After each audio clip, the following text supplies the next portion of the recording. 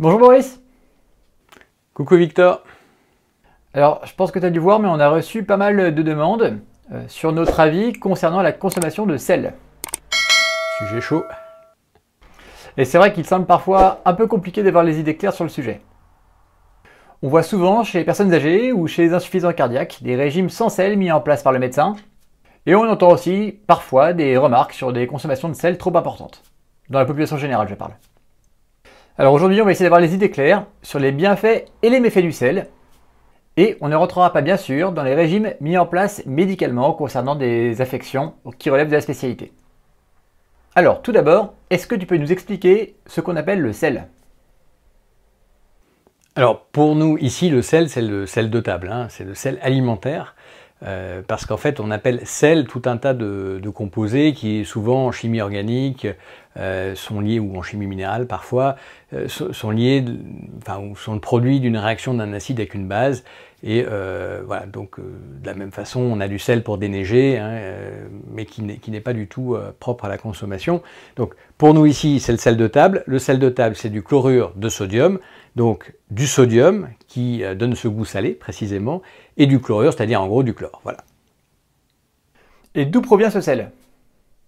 Alors le sel provient de la mer d'une façon ou d'une autre, ça c'est clair, de la mer, des océans. Alors soit des mers et des océans actuels, et donc via des marais salants, on fait évaporer l'eau, et donc on a donc ce fameux sel de mer, et donc les salins de Guérande, de Camargue, etc., qui ont donné lieu à pas mal d'appellations d'origine protégée, des AOP.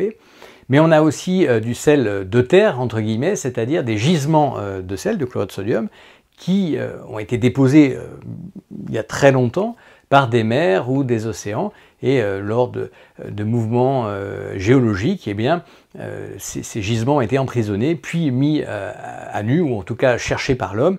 Et c'est le cas, par exemple, de gisements dans l'Utah, aux États-Unis, ou bien de gisements de l'Himalaya. Les deux sont très connus des amateurs de sel. Et en quoi le sel peut-il être dangereux alors?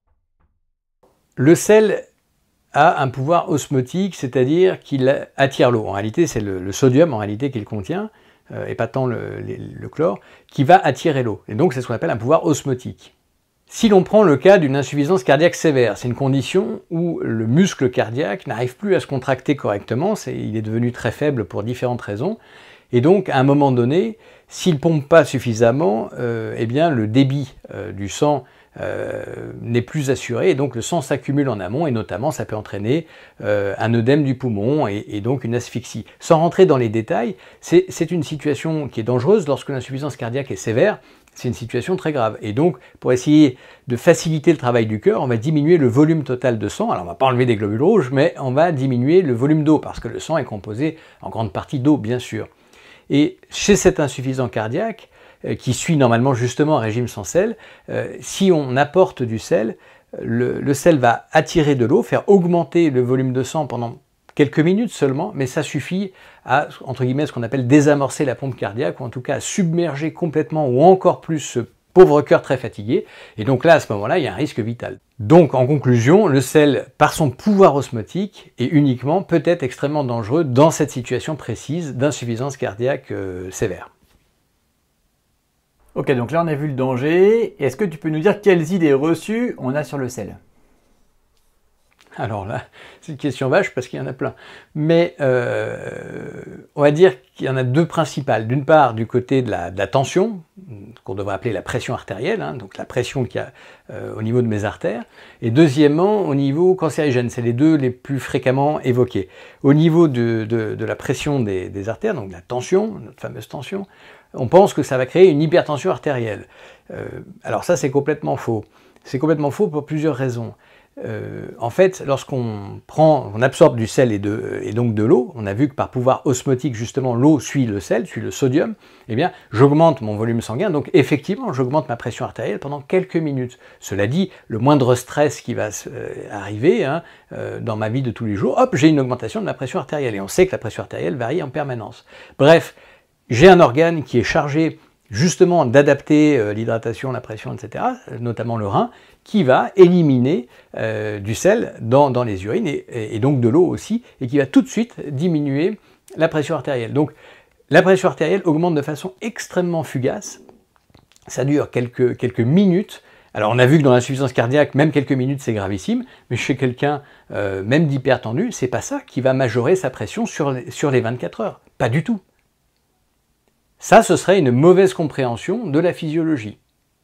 Ou alors, c'est possible chez quelqu'un qui, effectivement, a une insuffisance rénale, c'est-à-dire que le rein ne peut plus éliminer le sel, et dans ce cas-là, bien sûr, si tout le sel que j'absorbe, je ne peux plus derrière réguler sa sortie, et que je n'ai plus que des entrées, à ce moment-là, bien sûr, j'ai un volume sanguin qui augmente de trop, et j'augmente ma pression artérielle de façon durable. Mais ça, c'est un cas très différent. Une autre idée reçue sur le sel, c'est le pouvoir cancérigène du sel. Certains chercheurs ont suggéré que le sel pouvait entraîner des cancers de l'estomac. Alors, j'allais voir hein, les études en question. Alors, évidemment, c'est des études absolument déplorables sur lesquelles on ne peut rien conclure et qui se basent sur un certain nombre d'hypothèses. Et donc, en fait, c'est pas du tout démontré, loin de là. En revanche, ce qui est démontré, c'est que le sel nitrité, c'est-à-dire un conservateur à base de sel, mais auquel on a rajouté des nitrites ou des nitrates, à ce moment-là, peut entraîner effectivement une certaine irritation de l'estomac et éventuellement augmenter le risque de cancer d'estomac, même si cette augmentation est certainement beaucoup plus faible que les agents contre lesquels ils sont censés lutter, et notamment certaines moisissures qui vont faire des toxines, des mycotoxines, notamment des aflatoxines, qui derrière entraînent des lésions de l'estomac et des cancers de l'estomac, et c'était une des principales causes de cancer de l'estomac il n'y a pas très longtemps de cela, il y a quelques décennies en arrière, quand les aliments étaient mal transformés. Bref, donc non, le pouvoir cancérigène du sel est clairement pas démontré aujourd'hui, loin s'en faut. Le problème, c'est que tout ça, c'est entretenu par des mythes.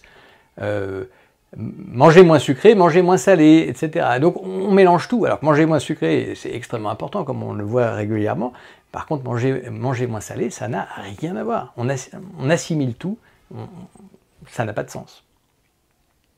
Oui, et c'est vrai que quelque chose qui peut être trompeur, c'est que dans les aliments transformés, souvent, les industriels rajoutent du sel pour augmenter la palatabilité, et du coup, le sel est assimilé au sucre. Pour le grand public et puis par certains organismes, alors que ce n'est pas vrai du tout. Alors, en quoi ce sel est-il important ? Eh bien, le sel est important, comme on l'a vu, pour l'hydratation. C'est-à-dire qu'en fait, comme l'eau suit le sel, suit le sodium, eh bien, manger suffisamment de sel, avoir suffisamment de sel, permet d'absorber suffisamment d'eau. Donc ça, c'est important. Donc, il a un rôle majeur dans l'hydratation et dans la déshydratation, notamment si on transpire beaucoup, qu'on perd du sel, bon, enfin bref, on pourrait en discuter. Donc, rôle majeur dans l'hydratation. Ensuite, c'est un des minéraux les plus largement utilisés par le corps. Le sel, enfin le sodium notamment, et même le chlore, hein, sont vraiment utilisés dans nombre de nos organes, et au sein de notre organisme, le sodium est l'un des minéraux, sinon le minéral, le plus important en termes de quantité. Et c'est vrai que dans ces rôles, il y a toujours ce rôle osmotique, c'est-à-dire gestion de l'hydratation, même à l'échelle de la cellule, en fonction de teneur en sel à l'extérieur de la cellule, par exemple. Et puis enfin, le sel, donc on a parlé du sodium, mais il y a aussi le chlore. Et ce chlore, il est important notamment pour faire de l'acidité dans l'estomac, qui est de l'acide chlorhydrique, donc on a besoin d'acide et de chlore. Et il se trouve qu'aujourd'hui, on a un gros problème qui s'appelle l'hypochlorhydrie, c'est très fréquent en fait, et c'est une incapacité de notre estomac à sécréter suffisamment d'acide, et paradoxalement, ça crée un certain nombre de remontées acides. Ça, on pourra réexpliquer ça dans un podcast si ça vous intéresse. C'est un peu le paradoxe, c'est-à-dire estomac pas assez acide qui entraîne des acidités au niveau de l'œsophage. Voilà, l'hypochlorhydrie. Ok, et comment avoir des apports corrects en sel alors ? Eh bien, pour avoir des apports corrects, il faut consommer du sel en plus, c'est-à-dire rajouter du sel dans l'alimentation. Pourquoi ? Parce que la plupart de nos aliments contiennent très très peu de sel, de chlorure de sodium. Les végétaux en contiennent quasiment pas, et c'est vrai que d'ailleurs, ça leur est souvent toxique. Et les produits animaux, même les abats, n'en contiennent pas des caisses. Et donc, le sodium, il faut le rajouter. Ce qui n'est pas forcément le cas d'autres minéraux, potassium, magnésium, etc., qu'on retrouve largement dans des quantités suffisantes dans notre alimentation pour peu qu'elle soit pléisto-cohérente. Voilà, donc il faut saler. Alors depuis quand Homo sapiens sale-t-il? Alors c'est une question qui n'est pas forcément évidente. On sait qu'il y a des pierres à sel ou pierres de sel dans la nature, et un certain nombre d'animaux spontanément vont lécher ces sources de sel. Et donc on peut imaginer que depuis toujours, bien sûr. Et puis d'ailleurs c'est intéressant de voir que le sel a servi de monnaie à un moment donné dans l'évolution de notre espèce. Et d'ailleurs, c'est de là que vient le mot salaire. Et cela donne une idée de la valeur que l'homme attribuait au sel. Donc c'était vraiment quelque chose de précieux. Par ailleurs, le sel, comme vous le savez, permet aussi la conservation des aliments depuis très longtemps, sous forme déshydratée notamment. Et c'est vrai que le sel aide beaucoup les phénomènes de dessiccation et de conservation. Au final, qu'est-ce qu'on peut donner comme recommandation pour la population générale? On va dire recommandations en termes de quantité de sel et qualité du sel, c'est-à-dire d'où il provient. Quantité de sel, alors c'est un sujet extrêmement épineux, on va peut-être se faire un peu lyncher, c'est pas grave, on assume comme d'habitude. La quantité de sel, tout le monde n'est pas d'accord, et ça va dépendre quand même des besoins de chacun, notamment en lien avec une activité physique qui fait transpirer. Quelqu'un qui va courir ou qui va faire un certain nombre d'activités qui font transpirer, dans la transpiration, il y a du sel. Et donc, il y a une perte de sel qui est non négligeable, voire même qui peut être très importante. Ça va dépendre aussi de la température extérieure, bref. Donc, tout ce qui est phénomène de transpiration, il y a des phénomènes rénaux dont on a un peu parlé. Tout ça pour dire que c'est quand même assez variable. Néanmoins, les besoins en sel de table, chlorure de sodium, sont estimés plus généralement entre 4 et 10 grammes par jour. 4 et 10 grammes, vous voyez, c'est pas mal quand même, parce que quand on prend une cuillère à café rase de sel semi-fin, ça représente plutôt entre 2 et 4 grammes. Donc on est vraiment sur des quantités qui sont relativement conséquentes. Quant au type de sel, la qualité du sel, quel type, sel de gisement ou sel de mer, le sel de mer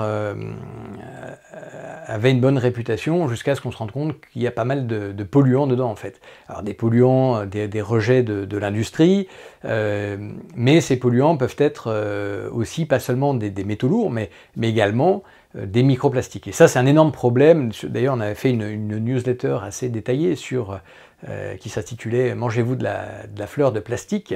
puisque effectivement, même la fleur de sel contient, même si c'est probablement une des sources qui en contient le moins, contient des microplastiques qui sont en fait des plastiques qui sont coupés en très petits morceaux par la dégradation naturelle au sein des océans, qui deviennent de véritables poubelles aujourd'hui, et ce qui fait qu'autant pour les poissons on peut essayer de choisir certaines zones, autant pour le sel c'est beaucoup plus difficile, et une étude récente avait montré qu'il y avait un seul sel, mais on ne savait pas lequel en France, qui n'était pas contaminé, tous les autres en Europe l'étaient. Bref, donc le sel de mer aujourd'hui, on ne peut plus le recommander, très clairement, et par contre, du coup, on recommande des gisements terrestres qui proviennent d'une époque où cette pollution n'existait pas. Alors bien sûr, c'est pas forcément durable jusqu'à la fin des temps, néanmoins ces gisements sont quand même colossaux et sont très peu entamés aujourd'hui, donc on a encore du temps devant nous pour mener des actions. Et ces gisements, c'est typiquement donc le sel des contreforts de l'Himalaya, donc ce qu'on appelle le sel rose de l'Himalaya, et c'est le sel de l'Utah, donc aux États-Unis. Voilà ce qu'on peut dire, je pense, pour les recommandations quantité, qualité.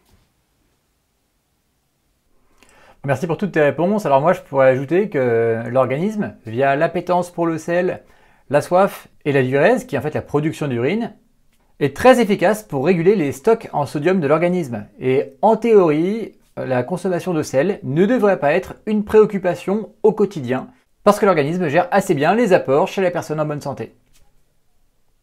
Boris, merci beaucoup pour toutes tes réponses. Merci Victor. Vous donne rendez-vous la semaine prochaine dans un prochain podcast. En attendant, n'hésitez pas à venir nous visiter sur notre site sequoiasanté.com.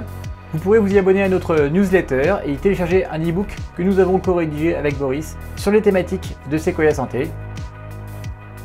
En attendant, prenez soin de vous et à bientôt. Prenez soin de vous et ressortez la salière.